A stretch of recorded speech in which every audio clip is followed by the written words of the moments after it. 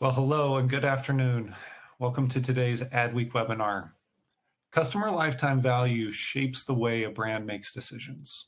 A CLV North Star informs marketing spend and platform goals. It provides space for customer segmentation and retention. And broadly, it provides data back to product development strategies. But what is the secret to unlocking customer lifetime value? Today, we're excited to be joined by friends from SheerID and Whirlpool to discuss permission data and why it is a critical part of their marketing strategy. I'm Ryan Hoover, the VP of the Branded Studio here at Adweek.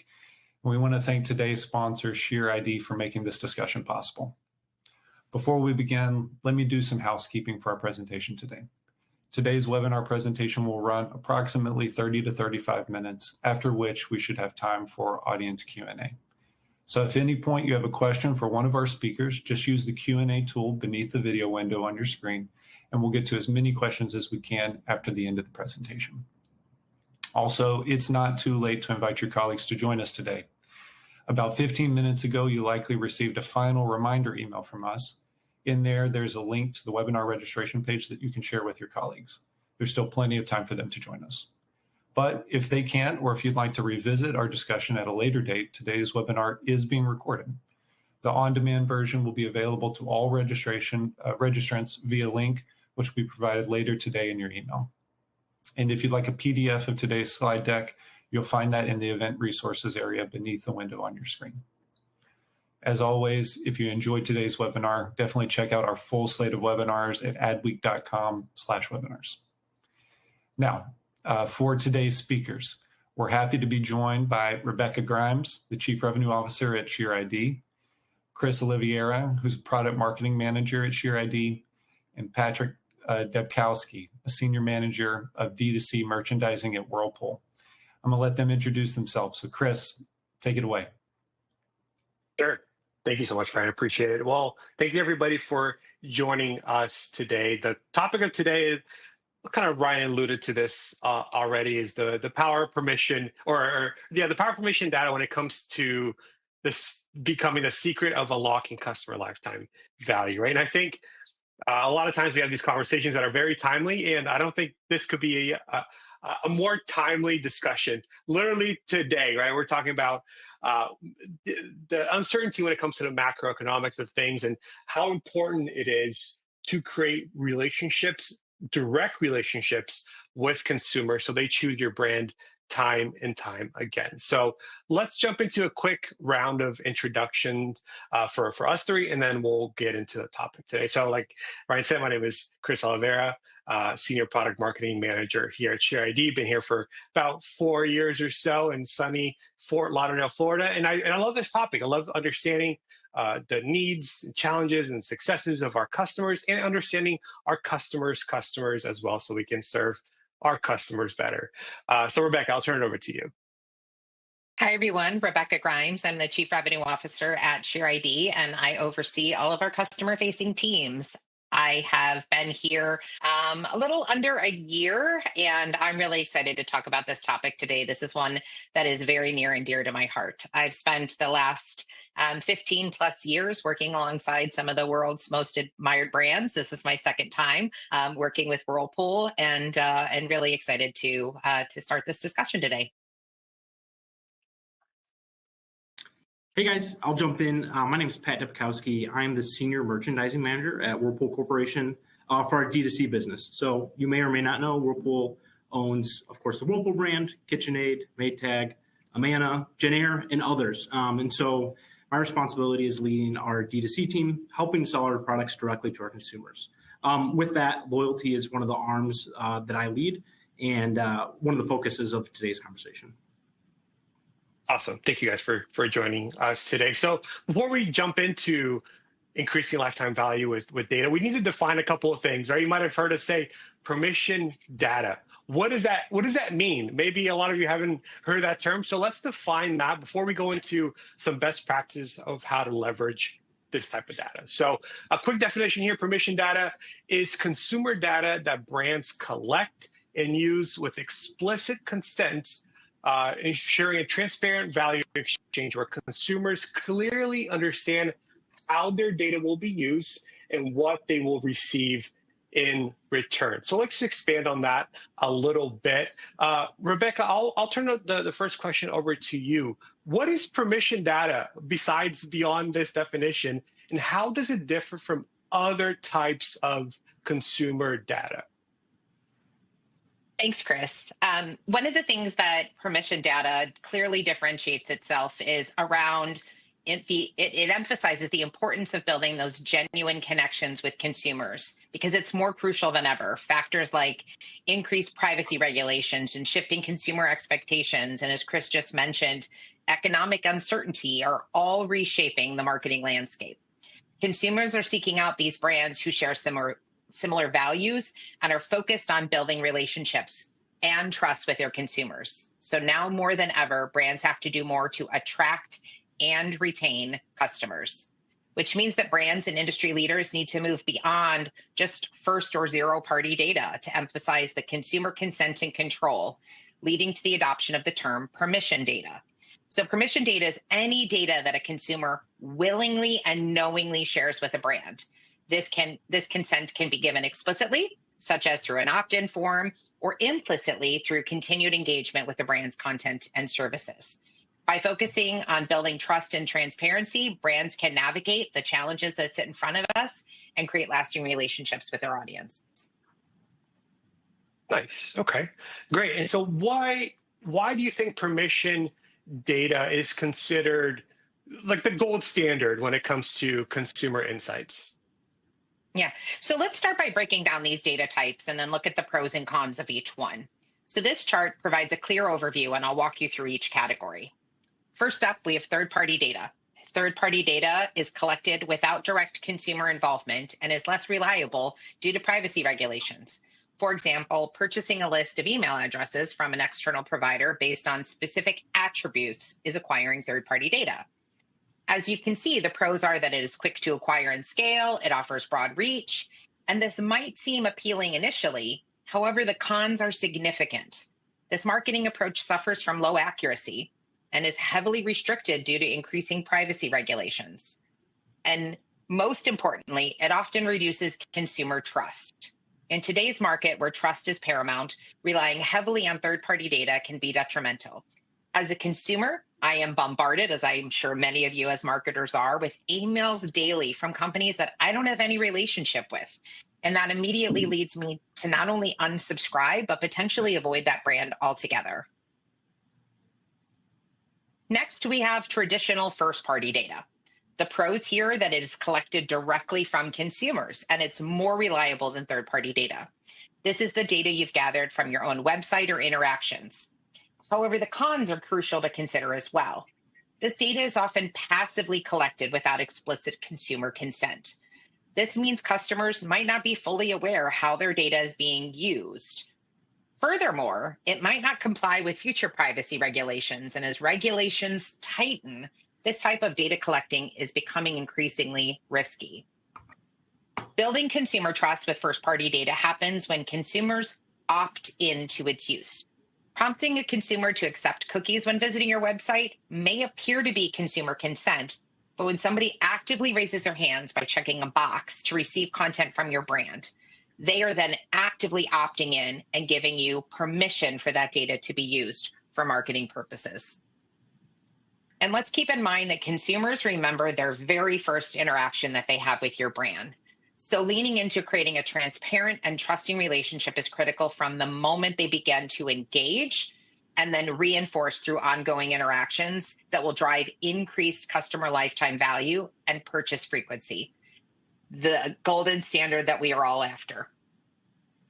So finally, and most importantly, we have permission data, which includes both zero-party data, which is proactively shared by consumers, and then that first-party data that is collected with explicit consent. The pros here are substantial. The data is highly accurate and consumer verified. It builds trust and strengthens brand relationships because consumers know and have agreed to share their information. It's also compliant with privacy regulations like GDPR and CCPA, which is essential today. And enables deeper personalization, which leads to higher customer lifetime value. The cons are that it requires a strong value exchange to encourage that data sharing. You need to offer something in return to make it worthwhile. Something like points, discounts, early access, or exclusive content to encourage consumers to share that data with you. Permission data also takes time to collect and scale compared to third-party data, which means that you need to be thinking about it well in advance of activating on this data to build a strategy for how to collect and leverage that data. However, the long-term benefits of trust, compliance, and personalized experiences far outweigh these challenges. Think of it as building a strong foundation rather than a quick fix. And the good news is that you can start with collecting the data in parallel while you're building out that strategy for how to meaningfully use the data. Great. Thanks, Rebecca, for that. I want to ask you one more question, and I want to hear from Pat afterwards. Is how does permission data help brands build this type of trust with customers, with their customers? The transparency of the collection of this data, consent-based actions like filling out a form or completing account profile settings with a clear understanding of the give-get for the customer can instantly build trust compared to other marketing tactics. Consumers willingly share their data because they see a direct benefit. Further, when consumers know that they're sharing, what they're sharing and why they're sharing it, confidence in that brand increases because they understand how it is mutually beneficial. This is especially important during times of economic uncertainty where people are more intentional with how and where they spend their money and with whom. Great. And Pat, I want to hear from you. How important is consumer trust when collecting this type of permission data at Whirlpool? Yeah, so coming from the perspective of a manufacturer who also sells our products directly to consumers, we need to make sure that our customers have the same level of trust in sharing their personal information with us to the same degree or even greater than the customer trusts that we're selling them a quality product. Maintaining this trust with their digital experience can extend to their impression on our physical products as well. So you can imagine how important that is to keep a positive perception in order to keep the customer loyalty to our brands. In a competitive environment like this, what we are in today, the trust of a manufacturer is crucial to the customer so that they know that we will use this data responsibly and reward them accordingly for sharing that information with us. Great. Awesome. So appreciate all those answers. I think that helps really frame what permission data really is, and we're starting to get into kind of some of the benefits of that. But I want to talk about how we can collect this type of permission data, some of the strategies and best practices. So, Rebecca, I'll turn it over to you. And what are some other ways brands are gathering permission data today? Yeah, I think the most obvious one is obviously with exclusive offers, which, consumers are willingly sharing data to access special pricing, exclusive offers, and even membership-based perks. If you think about like a student, a military, or a senior discount.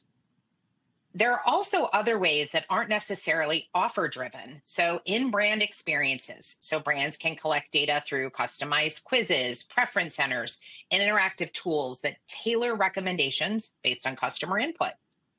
The most, obvious then is if you have a loyalty program or a rewards program that you're encouraging customers to share data in exchange for points or tiered benefits or early access to products and events. That's just another way to incentivize the collection of this data without having to offer a discount. Gen Z in particular values first and early access to products or events. So if they're in your target market, think about how to drive parallel strategies that might combine all of the above as best practices to maximize the collection of this permission data. The common theme here is that all of these strategies include a clear value exchange. Yeah, I love that. And so let's let's spend some time digging a little deeper into this concept of value exchange. I put together this quick definition of value exchange here for us to take a look at, and then we'll dive a little bit deeper into this. But what is clear value exchange as we talk about this, right? Consumers willingly share their data when they see a direct benefit. A strong value exchange provides a tangible reward, examples, discounts, early access, all these things we've been talking about, and an enhanced experience, personalization, seamless interactions, that type of thing, making data sharing feel like a fair trade, and that's the key there. So, Rebecca, I'll turn it over to you one more time. How can brands create a compelling value exchange to encourage this type of data sharing? Yeah. So as you've outlined here on the slide, obviously start by making it clear. Consumers need to immediately understand what they gain: exclusive pricing, personalized offers, or a better shopping experience. The next is really make it authentic. Consumers are smart and they know when a brand truly cares about them as an individual and when their actions are superficial. Don't be afraid to lean into your values when asking for data. Remember that consumers are drawn to brands that align with their values today more than ever when they have so many options on where to spend their money. Make it easy. The process of sharing data should be simple, fast, rewarding. No unnecessary steps or confusing terms. And make it worthwhile. Brands need to use that data to enhance the customer experience by sending personalized recommendations, those early access promotions, improving support. So reinforcing trust and long-term engagement means that you need to make sure that there is a strong, compelling give-get. Every day, I see brands that display a prompt to give your email in exchange for a 10% discount. An email address doesn't tell you anything about that consumer, and you just gave away something valuable in exchange for one data point when you could have captured more and explained the why behind the ask. Think through the data elements that will enable you to drive that deeper engagement with your customers, and then orchestrate a way to make that data exchange clear, authentic, easy, and worthwhile. Absolutely. So, Pat, from your perspective now, how does Whirlpool create this type of compelling value exchange that encourages consumers to share their data with you? Yeah, so we have unique value props that incentivizes customers to share these additional permission data upfront as part of our account creation process. Once we've solicited that data from our customers, we're able to use it to tailor offers, unique experiences to meet them wherever they're at in the shopping journey. This includes using information like professional affiliation to find the right moments to speak to their specific audience and engage in authentic ways. In addition, we're implementing ways for customers to share permission data to extend offers in their own communities through word of mouth to amplify the reach of our own authenticated audiences. So this word of mouth would have unique benefits for both the person referring as well as the person who is receiving the referral. Yeah, and I want to follow up to that really quickly. Are there any unexpected or any surprising results that you might have seen from running these types of audience offers? Yeah, there's a few things that come to mind. One of the more surprising results we've seen is the way we're attracting customers organically through these audiences without much of a paid media activation behind it. So there's some audiences in particular that know to go out and look for these specific offers. And they're able to find it on their own without us really screaming it from the rooftops. It's clear that while promotions on price are impactful, when it comes to permission-based data, what is also super important is serving up a personalized and authentic experience for these audiences. Connecting these audiences with some of the broader initiatives of our corporation can help further build that trust with the customer. One example I can point to that we have is our Care Counts campaign, where Whirlpool Corporation has been working in collaboration with Teach for America to donate washers and dryers to schools that help provide broader access to clean clothes for those who are in need. Communicating these initiatives with an audience like teachers can help build that trust that we support initiatives that hit really close to home for them specifically. Lastly, I think one more surprising thing is we do see a high conversion rate from some of the more traditional audiences who expect to be offered discounts. Think military, seniors, first responders. But what might be more surprising is the engagement we'll see from audiences that are not accustomed to being rewarded for their permission-based data. In this case, we target veterinarians, interior designers, recent movers, real estate agents. To these audiences, finding out that they qualify for a unique offer can be the tipping point, which really helps them push them in the direction of purchasing from us. Awesome. Thanks for the insight, Pat. Appreciate it. I think now it's a good time for us to talk about how we can now leverage this type of permission data to increase the lifetime value, right? So we defined what permission data is. We talked about some best practices of collecting that type of data. Now let's get to the meat of it, right? How can we use that to leverage? How can we use the data to increase our lifetime value? So, Rebecca, I'll start with you. You've spoken to a lot of innovative brands, right? You talk to them all the time, every day. What are some of the key business KPIs that they're tracking to measure the impact of permission data on their overall business health? Great question. And I am so blessed to be able to work alongside some of the world's most admired brands and the ones that are very near and dear to my heart. I actually have a brand new Whirlpool dishwasher in my kitchen that my husband loves because he's the one who does the dishes. But I think that, there really has been a shift for marketers where every dollar spent is increasingly being scrutinized for ROI and impact. So, of course, those traditional engagement and conversion KPIs are still important. This include things like opt-in rates, email open rates, and funnel conversion rates.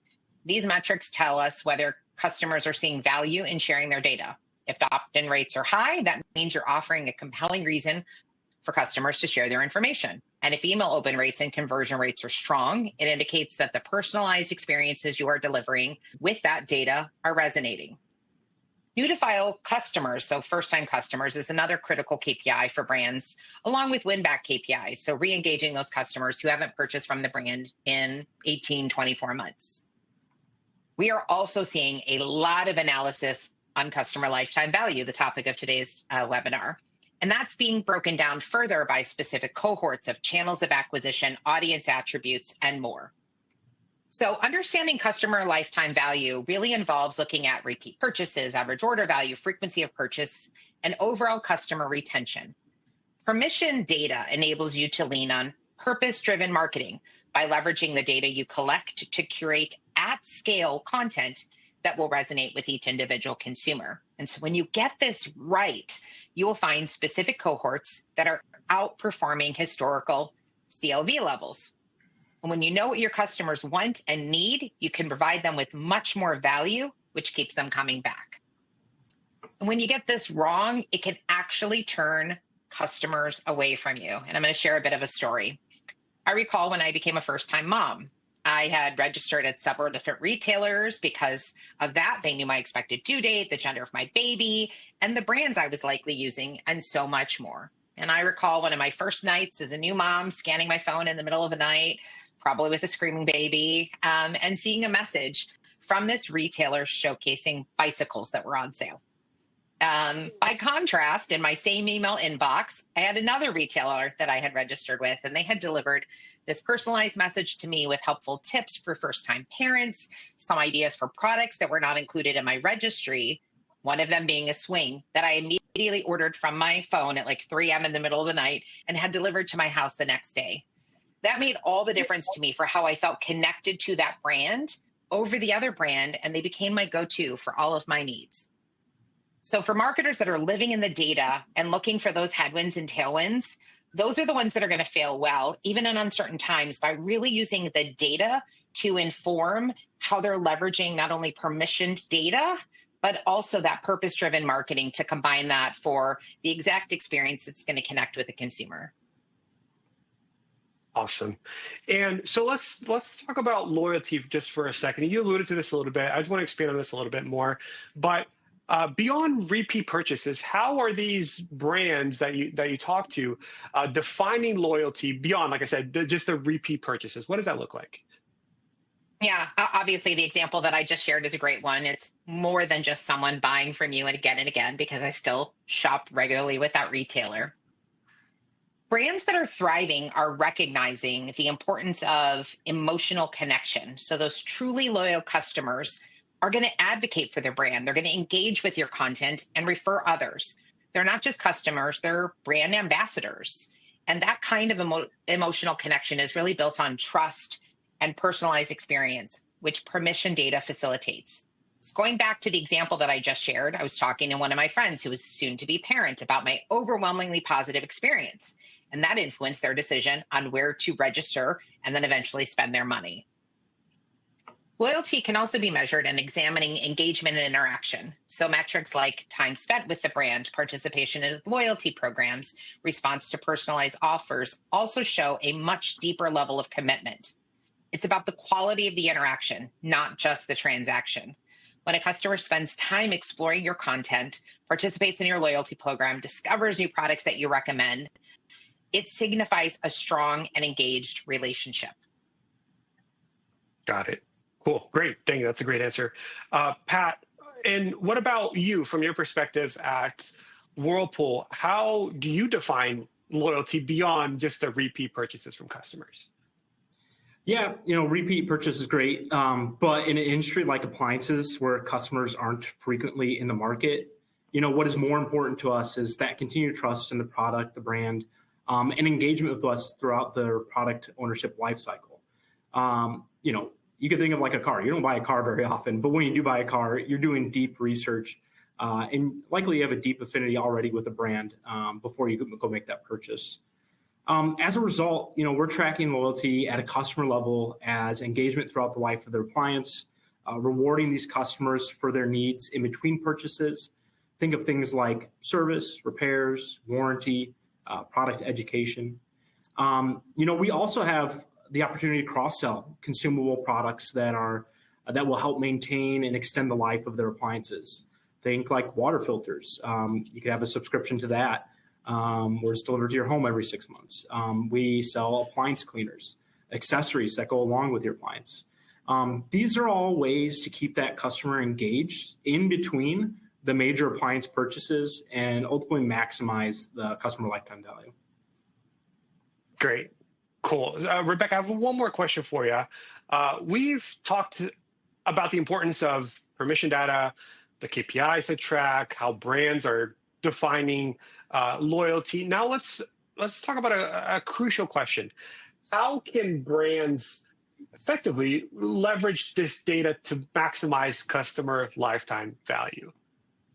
Yeah, that's a great question. And, first, I think about personalization at scale. And so this isn't just about sending an email with somebody's name on it. It's really about understanding individual experiences and behaviors and using that knowledge to deliver those tailored experiences.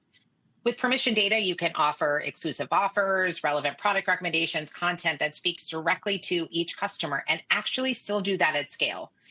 This kind of level of personalization for me helps keep me engaged and makes me feel valued. And I think that that's what consumers are actually seeking out in the brands that they're spending their money with today. The next way to leverage data is really on proactive engagement and retention efforts. Permission data allows you to anticipate those customer needs before they even arise. By analyzing the data, you can identify anomalies that deviate from your purchase history and proactively engage with them to drive them back to your brand. So, for example, if you notice a customer hasn't made a purchase from you in a while, you could send them a special discount or personalized message reminding them of the value that you provide. And you can also use those similar insights to enhance your loyalty programs and create targeted outreach campaigns that resonate with specific audience. And, finally, and I know that this is a big buzzword, and this is where it gets really exciting, is that we're seeing more and more brands feeding that data into AI models. And permission data is really gold for those AI models. It enhances that predictive analytics, the customer segmentation, and it really allows those brands to optimize cross-sell and upsell and lifecycle marketing strategies with incredible precision. And, imagine being able to connect with a customer when they are most likely to buy next. AI models, powered with this permission data, make that possible. An AI model could analyze purchase history and browsing behavior and suggest complementary products or predict when a customer is ready for an upgrade or a new service. I realized we were out of dog food last night. It would have been great if I had proactively been told it might be time for you to order dog food before we ran out. And then I had to go panic and have it prioritized for next day delivery. So, when you're thinking about customer lifetime value with this permission data, it's all about understanding your customers at a deeper level and then using those insights to deliver those personalized, proactive, and intelligent interactions. By focusing on those three strategies I just mentioned, you not only increase CLV, but you also build those stronger, more meaningful relationships with your customers. This just is not about data. It's about creating those experiences that truly resonate and differentiate you from your other brands. Absolutely. Absolutely. Pat, one last question for you, and then we'll turn it over. There's a few questions in the chat that I want to make sure we get to. But Pat, at Whirlpool, how are you thinking about permission data and how it's going to support your growth this year? Yeah, at the core of it, it's focusing on unlocking the give-to-get nature of permission-based data with the right rewards of value props for our customers that opt to create accounts with their permission data and ultimately transact with our brand. This permission data, it gives us another lever to pull as a reason to talk to our customers. For example, reaching out to teachers during our Teacher Appreciation Week and giving them a unique offer for their audience to incentivize them to shop with us. We're working on creating a full funnel approach and maintaining the relationship through the customer stages of ownership. So with the goal that we can stay top of mind and ease immediate price sensitivity by offering an ongoing unique value prop across all stages of their ownership. Nice. Awesome. Well, thank you so much. I think that was super informative. We learned a little bit more about permission data and how it can help us build loyalty with our customers. We've defined what permission data is. We talked about how we can gather it and how we can leverage to increase lifetime value in general. So I want to make sure we have a few questions in the chat. I want to get to those quickly. Let me take a look here really quick. Let's see. Pat, let's start with you. Let's see here. Actually, Rebecca, I'll start with you. What are the biggest challenges that you see brands facing when it comes to using permission data? Great question. And, I'm pretty regularly talking, with customers today about, they're already gathering that permission data and how do they actually leverage that in new and different ways. I think that once you get that strong value exchange, as we talked about earlier, defined, it's the first hurdle. So how do you make sure that there is something compelling enough that allows for that data to be collected so that you can then action on it? And I think this is sometimes where folks are stumbling on, trying to look at promotional activities across the organization and trying to design something new or different. And my recommendation is to look at programs that you are already delivering on. So think about a lot of folks are in back to school planning. So students and educators are likely top of mind for you to gain their wallet share for the upcoming fall season. As you're thinking about those programs, what are the ways that you can define strategies that collect permission data that authenticate an educator or a student in exchange for something with a program that you're already running? So don't reinvent the wheel, just analyze what you're already delivering against and then build and augment that strategy accordingly. I think the next challenge that people get stuck on is I need action on this data immediately. And that means that I've got to get my IT resources involved and I've got to work collaboratively and get that done. And they're on a backlog of 6 months. And all of that is factual. However, my recommendation is to just start. Even if you end up taking that data and you are uploading that manually on a regular cadence and then using that for retargeting, that is okay. It doesn't have to be perfect from day one. You can think about launching this in phases and then actioning on it in an orchestrated way as a phase 2 or phase 3. And lastly, the thing that I often hear from our customers is how does this scale? And, do I have to do in store if I have brick and mortar as well as online at the same time? And again, my recommendation is to just start, build on a foundation, test, learn, be agile, figure out what is the carrot that gets that permission data to feed into your marketing CRM or CDP, and then build upon that and learn from it and figure out, do you have to deliver an evergreen offer, so perpetual student discount that's available year round, or is it a pulse offer where we're doing a handful of promotions throughout the year, focused on a specific audience? All of those things you can decide today and then evolve over time. Great, I love that. I have one that I think would be great to hear from you, is how do you see the role of permission data evolving, let's say, in the next 2 to 3 years? Yeah, I think as more regulation around gathering personal information online goes into effect, I expect more efforts across online retailers to explicitly seek out more personalized data. As a result, customers will likely become increasingly more willing to provide that permission-based data as long as they get something out of it. So over the next few years, brands and retailers that use this data in the most responsible, authentic, and creative ways, while providing customers meaningful value in return, ultimately they will become the preferred shopping destination for these customers. Great. Thanks for that. Let's see. Let me pick another one here. There's a bunch coming in. So if we don't get to all the questions today, we'll make sure to answer them afterwards, so we can get you the answer for that. There's a ton coming in. So let's see. Rebecca, we talked a little bit about, and I want to set up this question, but the value exchange, right? What are some of the incentives that you found to be the most effective for different types of audiences? Even Pat mentioned a few of the audiences that they make these offers available to. How do you, what are some of those value exchanges that work best for them? Yeah, we touched on this a little bit earlier, but obviously discounts are the most obvious, a give-get relationship in order to capture that initial set of permission data. So most popular incentives are, 10% off a purchase, a BOGO, free shipping, occasional, spikiness of 20% off if you're trying to use that to leverage, smoothing out potentially a rough month. You can, toggle things on and off as needed to engage with specific audience. And, beyond those discounts, we are seeing a lot of brands get creative with exclusive early access to new product launches and double loyalty points. Something where, those consumers feel special in exchange for giving you that information.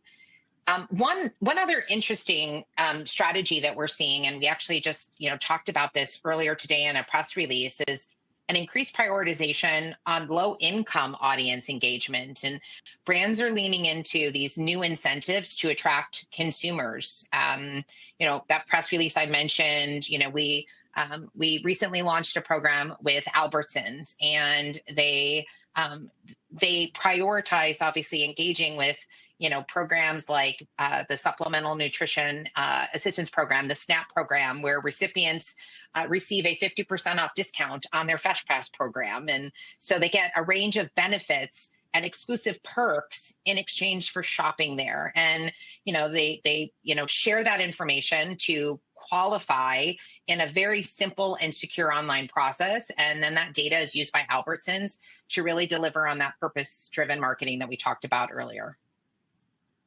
Awesome. This next one can be for either one, so feel free to jump in and feel free to answer this. But I love this question. How do you balance the need for personalization and targeted communication without coming off as too intrusive? Even though people willingly share their information, not everybody wants to be constantly reminded or targeted. It can sometimes feel like my phone is listening, in quotation marks, is always listening. Situation when can make consumers uneasy. I'll jump in first. You go first, Pat. Yeah, I think what comes to mind for me is when you're soliciting this data from the customers, only get the depth of data that you really need as a marketer to provide the right level of personalized experience for the customer. So, it's great. Like I can learn about the professional affiliation. I don't need to know what their favorite color is.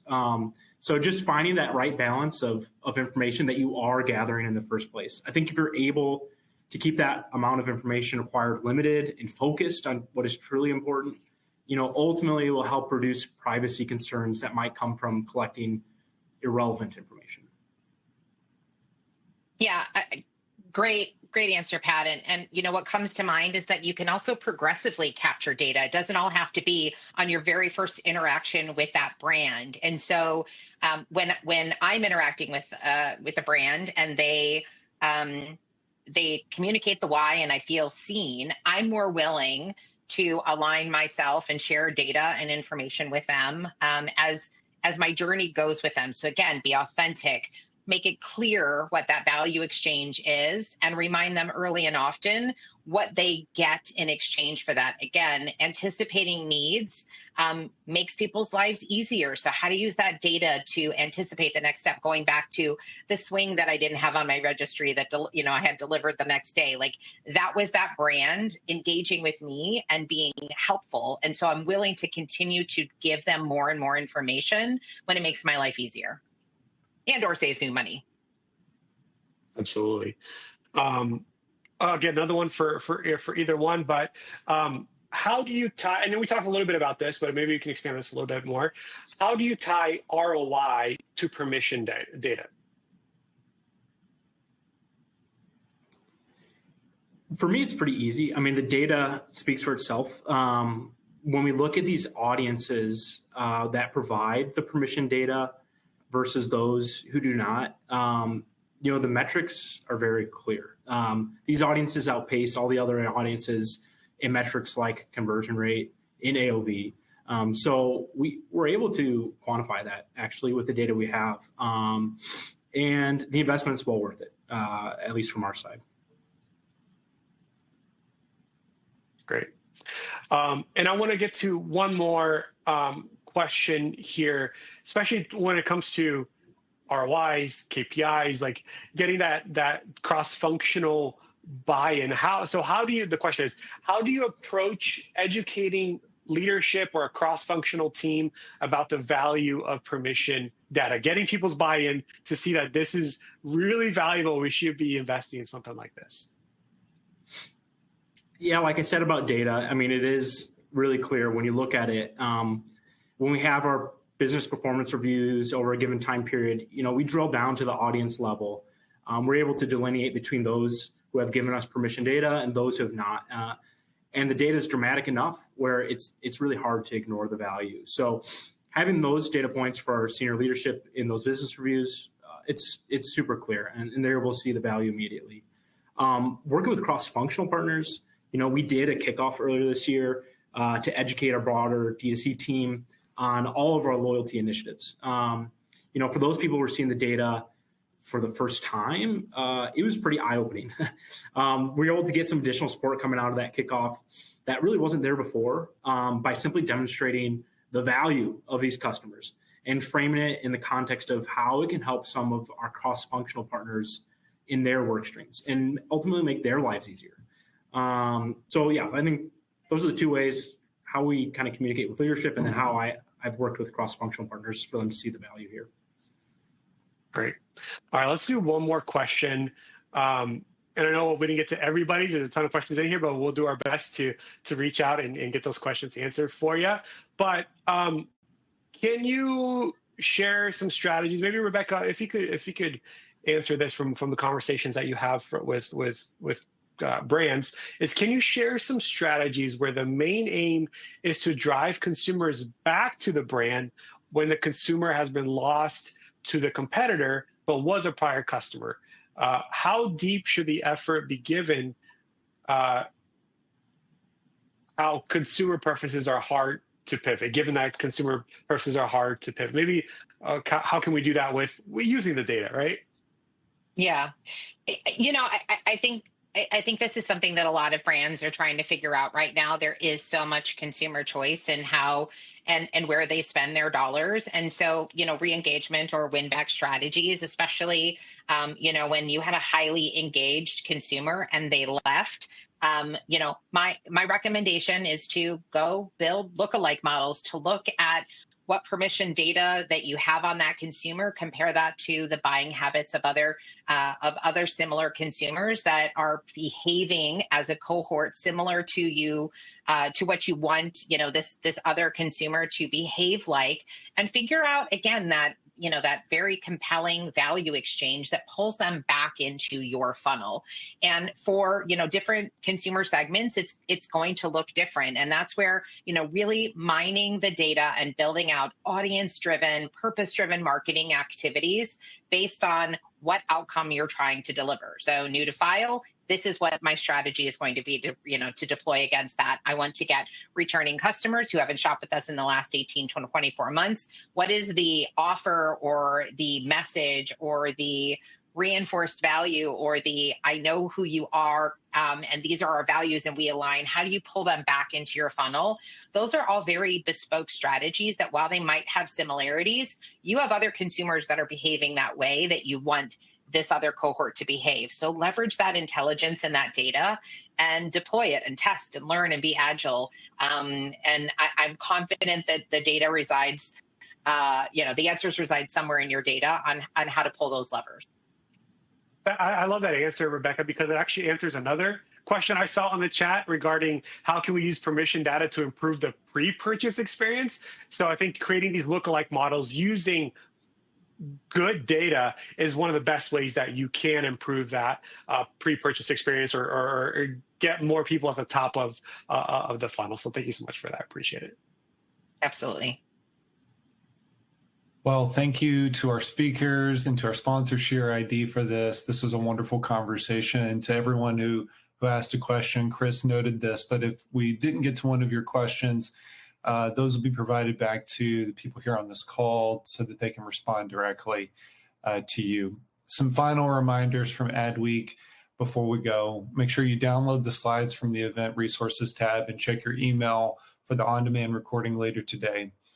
As always, if you enjoyed today's webinar, make sure you check out our full slate of webinars at adweek.com/webinars. And lastly, just again, a big thank you, Chris, Rebecca, Pat. Thank you to our audience for joining today. We appreciate your engagement with us and the learning that you do on a week-to-week basis. So we look forward to seeing everyone at an upcoming Adweek webinar soon. Thank you.